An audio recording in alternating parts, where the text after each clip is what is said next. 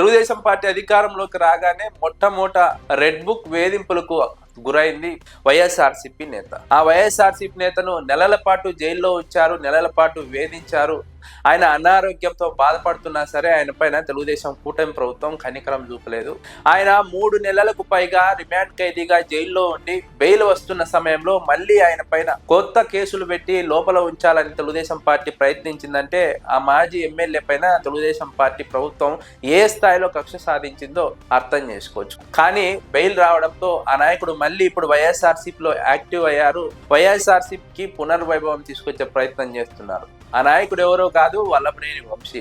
గన్నవరం నియోజకవర్గంలో వల్లభనేని వంశీ వరుసగా 3 సార్లు గెలిచారు. 2009, 2014, 2019. 2019 ఎన్నికల్లో తెలుగుదేశం పార్టీ నుంచి గెలిచినప్పటికీ కూడా తెలుగుదేశం పార్టీ అధిష్టానంతో విభేదాల కారణంగా వారి వైఖరి నచ్చక వైఎస్ఆర్సీపీలో జాయిన్ అయ్యారు వల్లభనేని వంశీ. వల్లభనేని వంశీని వైసీపీలో జాయిన్ అయిన తర్వాత తెలుగుదేశం పార్టీ మొదటిగా రెడ్ బుక్ లో పేరు నమోదు చేసుకుంది.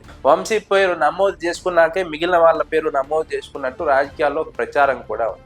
ఇక అంతే, అధికారంలోకి రాగానే తెలుగుదేశం పార్టీ వల్లభనేని వంశీని వేధించడం మొదలుపెట్టింది. మొత్తం ఆయన పైన 11 కేసులు నమోదు చేసింది. 3 నెలలకు పైగా రిమాండ్ ఖైదీగా ఉన్నారు. ఆయనకు బెయిల్ వచ్చే సమయంలో మళ్ళీ కూడా ఆయన పైన కేసులు పెట్టి అరెస్ట్ చేసే ప్రయత్నం చేశారు. కానీ ఆయనకు బెయిల్ వచ్చింది. బెయిల్ వచ్చిన తర్వాత గన్నవరం నియోజకవర్గంలో వల్లభనేని వంశీ యాక్టివ్ అయ్యారు. ఎప్పుడూ లేనంతగా వల్లభనేని వంశీకి నియోజకవర్గంలో సానుభూతి వచ్చింది.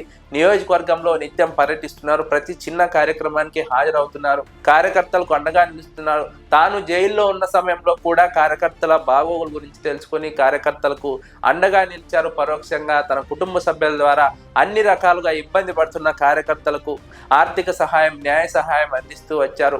బయటికి వచ్చిన తర్వాత ప్రతి కార్యకర్తను వెళ్ళి కలుస్తున్నారు. ప్రతి గ్రామానికి వెళ్తున్నారు. ఇక్కడ వంశీ విషయంలో మరొక అడ్వాంటేజ్ ఏంటంటే 3 సార్లు తెలుగుదేశం పార్టీ నుంచి ఎమ్మెల్యేగా గెలిచడంతో 3 సార్లు గెలిచిన వంశీకి తెలుగుదేశం పార్టీ కార్యకర్తల్లో మంచి పేరు ఉంది. తెలుగుదేశం పార్టీ కార్యకర్తలతో మంచి సంబంధాలు ఉన్నాయి. ప్రతి గ్రామంలోనూ సంబంధాలు. వంశీ వైఎస్ఆర్సీపీ నాయకుడిగా నియోజకవర్గంలోకి వెళ్ళినప్పుడు పాత పరిచయాలతో తెలుగుదేశం పార్టీ కార్యకర్తలు కూడా వంశీని మాట్లాడిస్తున్నారు. వంశీతో వచ్చి కలుస్తున్నారు. ఇదే వంశీకి అడ్వాంటేజ్గా మారిన విషయం.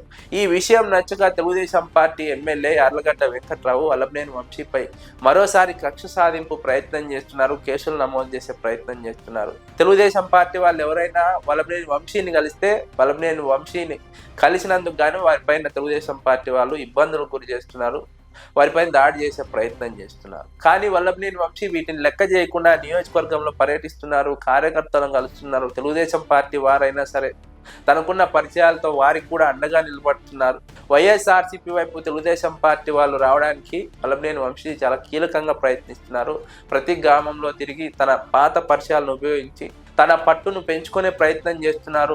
మళ్ళీ వచ్చే ఎన్నికల్లో గెలిపే లక్ష్యంగా వైఎస్ఆర్సీపీ అభ్యర్థిగా వల్లభనేని వంశీ చాలా క్రియాశీలకంగా పనిచేస్తున్నారు. ముఖ్యంగా వల్లభనేని వంశీ ఎమ్మెల్యేగా ఉన్న సమయంలో రోడ్లు, డ్రైనేజ్ వ్యవస్థ నిర్మాణంలో నియోజకవర్గంలో చాలా కీలకంగా పనిచేశారు. చాలా చొరవతో పనిచేశారు. అప్పుడే అభివృద్ధి బాగా జరిగింది. వల్లభనేని వంశీ వల్లనే ఈ అభివృద్ధి అంతా సాధ్యమైందని నియోజకవర్గ ప్రజలు భావిస్తున్నారు. ఇదే అంశం వల్లభనేని వంశీకి చాలా పాజిటివ్ గా మారింది. యార్లగడ్డ వెంకట్రావు ఎమ్మెల్యేగా గెలిచిన తర్వాత అభివృద్ధి పైన ఫోకస్ చేయలేదు. కేవలం తన వారికి మాత్రమే సహాయ సహకారాలు అందిస్తున్నారు. తెలుగుదేశం పార్టీలో ఉన్న పాత టీడీపీ వాళ్ళను కూడా పట్టించుకోవడం లేదు. తెలుగుదేశం పార్టీలో వల్లభనేని వంశీకే మద్దతు పెరుగుతోంది. ముఖ్యంగా యార్లగడ్డ వెంకట్రావుకు వ్యతిరేకంగా తెలుగుదేశం పార్టీలో వర్గం తయారైంది. తెలుగుదేశం పార్టీలో గ్రూపు విభేదాలు ఉన్నాయి. పాత తెలుగుదేశం పార్టీ వాళ్ళు వల్లభనేని వంశీనే బెటర్ అని మాట్లాడే పరిస్థితి వచ్చిందంటే తెలుగుదేశం పార్టీ ఎమ్మెల్యేకు ఎలాంటి పరిస్థితి ఉందో అర్థం చేసుకోవచ్చు. ముఖ్యంగా గన్నవరం ఎయిర్పోర్ట్ నిర్మించామని తెలుగుదేశం పార్టీ గొప్పలు చెప్పుకుంటోంది. అందులో వైఎస్ఆర్సీపీ పాత్ర చాలా క్రియాశీలకంగా ఉన్నప్పటికీ చివరి నిమిషంలో తెలుగుదేశం పార్టీ అందులో తుది మెరుగులు దిద్ది అంతా తామే పూర్తి చేశామని చెప్పుకుంటున్నటువంటి సమయంలో అక్కడ భూసేకరణ సమయంలో బాధితులకు న్యాయం జరగలేదు. బాధితులకు న్యాయం జరగకపోవడం తెలుగుదేశం పార్టీకి ఇప్పుడు మైనస్గా మారింది. వల్లభనేని వంశీ వారికి అండగా నిలుస్తున్నారు. జగన్మోహన్ రెడ్డి మరోసారి ముఖ్యమంత్రి అయితే తాను ఎమ్మెల్యేగా కలిస్తే ఆ బాధితులందరికీ న్యాయం చేస్తానని వల్లభనేని వంశీ హామీ ఇస్తున్నారు. ఈ అంశం చాలా క్రియాశీలకంగా మారబోతోంది. వచ్చే ఎన్నికల్లో వంశీ గెలుపు ఇది చాలా ప్రధానంగా నిలుస్తుందని విశ్లేషకులు అంచనా వేస్తున్నారు. తెలుగుదేశం పార్టీ పైన ఇప్పటికే వ్యతిరేకత ఉంది. ఆ వ్యతిరేకత వంశీకి అనుకూలంగా మారుతోంది. తెలుగుదేశం పార్టీలో ఆయనకున్నటువంటి సంబంధాలు పాజిటివ్ గా మారుతున్నాయి. అదే సమయంలో వైఎస్ఆర్సీపీ కార్యకర్తలను కాపాడుకుంటున్నారు. కార్యకర్తలకు అండగా నిలుస్తున్నారు. కార్యకర్తల ప్రతి ఆహ్వానానికి వెళ్తూ వారి కుటుంబ సభ్యుల్లో ఒకటిగా వల్లభనేని వంశీ మారడం ఇప్పుడు నియోజకవర్గంలో కొత్త చర్చకు దారితీసింది. తెలుగుదేశం పార్టీలో ఒక రకమైన భయం మొదలైంది. 3 నెలలకు పైగా వంశీని జైల్లో పెట్టడంతో 11 కేసులు పెట్టి వల్లభనేని వంశీ పట్ల ప్రజల్లో సానుభూతి పెరిగింది.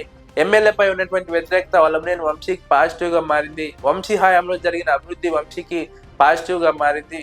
అదే సమయంలో తెలుగుదేశం పార్టీపై ఉన్నటువంటి వ్యతిరేకత వంశీకి పాజిటివ్ గా మారింది. ఇలా అన్ని అంశాలు వంశీకి పాజిటివ్ గా మారడంతో ఖచ్చితంగా వచ్చే ఎన్నికల్లో వంశీ గెలుపును ఎవరూ ఆపలేరని విశ్లేషకులు అంచనా వేస్తున్నారు. యార్లగడ్డ వెంకట్రావు ఖచ్చితంగా వచ్చే ఎన్నికల్లో పరాభవం ఎదుర్కోక తప్పదని స్థానికంగా చర్చించుకుంటున్నారు. ఎందుకంటే నియోజకవర్గంలో వాతావరణం ఒక్కసారిగా వల్లభనేని వంశీకి అనుకూలంగా మారుతోంది. వంశీ జైలు నుంచి విడుదలయ్యాక అనేక పరిణామాలు వంశీకి పాజిటివ్ గా మారాయి. ఇదే వల్లభనేని వంశీ బలం పెరగడానికి కారణమైంది. ముఖ్యంగా వంశీ తన పట్టు నిలుపుకునే ప్రయత్నం చేస్తున్నారు. తనకున్నటువంటి అనుభవాన్ని, తనకున్నటువంటి సత్సంబంధాలని నియోజకవర్గంలో వాడుకుంటున్నారు. ఇప్పుడు వాటిని తనకు పాజిటివ్ గా మార్చుకునే ప్రయత్నం చేస్తున్నట్టుగా విశ్లేషకులు అంచనా వేస్తున్నారు.